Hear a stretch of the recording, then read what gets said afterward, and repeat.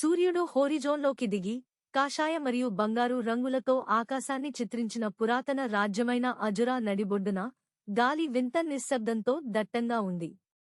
ఒకప్పుడు ఉత్సాహంగా ఉన్న వీధులు ఇప్పుడు ఖాళీగా ఉన్నాయి.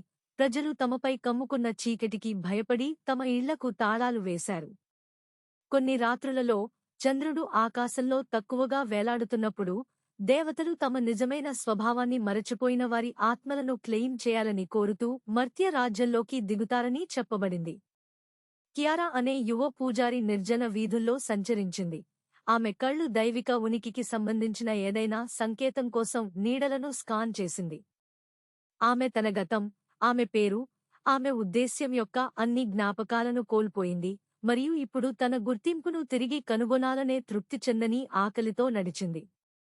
ఆమె నడుస్తున్నప్పుడు నిశ్శబ్దం ఆమెను ఉక్కిరిబిక్కిరి చేయడం ప్రారంభించింది మరియు వాస్తవంపై తన పట్టు జారడం ప్రారంభించినట్లు ఆమె భావించింది. దేవతలు ఆమె కోసం వెతకడం మాత్రమే కాదు.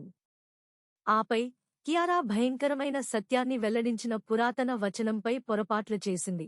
ఆమె ఒక వ్యక్తి కాదు, కాని ఒక త్యాగం, గుర్తింపు కోసం తన స్వంత తీరని శోధన ద్వారా మేల్కొన్న పురాతన చెడు కోసం కేవలం ఓడ. ఆమె చుట్టూ చీకటి మూసుకుపోయింది మరియు ఆమె అరిచింది.